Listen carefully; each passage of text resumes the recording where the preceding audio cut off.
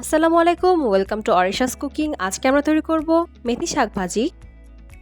চলুন কি করে তৈরি করি দেখে নেওয়া যাক। প্রথমে মেথি শাকগুলোকে বেছে নিচ্ছি। মেথি শাক বাছার ক্ষেত্রে আমি এখানে শুধু মেথি শাকের পাতাগুলো নিয়ে নিচ্ছি।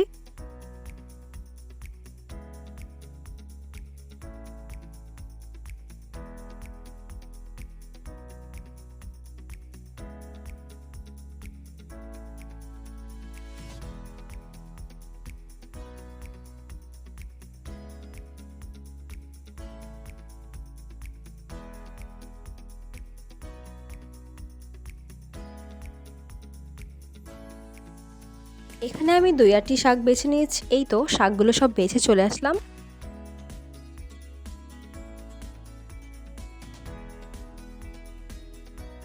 এবার একটি প্যানে দিয়ে দিচ্ছি 3 টেবিল চামচ পরিমাণ তেল।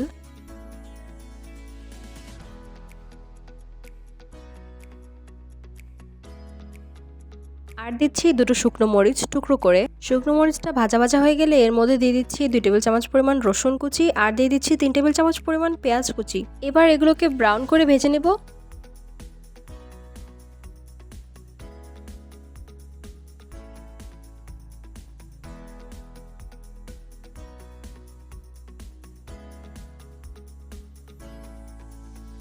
এগুলো ব্রাউন করে ভাজা হয়ে গেলে দিয়ে দিচ্ছি স্বাদমতো লবণ আর দিচ্ছি আধা চা চামচ পরিমাণ হলুদ গুঁড়া আর দিয়ে দিচ্ছি কাঁচামরিচ ফালি করে।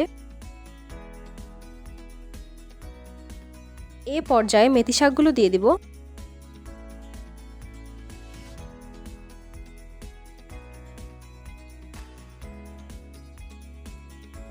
সব উপকরণগুলো ভালো করে মিশিয়ে এর মধ্যে দিয়ে দিচ্ছি 2 টেবিল চামচ রসুন কুচি আর দিচ্ছি 2 টেবিল চামচ পেঁয়াজ কুচি। মেথি শাক ভাজিতে পেঁয়াজ রসুন বেশি দিলে স্বাদ ভালো আসে। এই পর্যায়ে শাক থেকে কিছুটা পানি ছাড়বে, তাই ভালো করে নেড়েচেড়ে এটিকে রান্না করে নিতে হবে। শাকের পানি শুকানো পর্যন্ত শাকগুলো রান্না করে নিলেই হবে।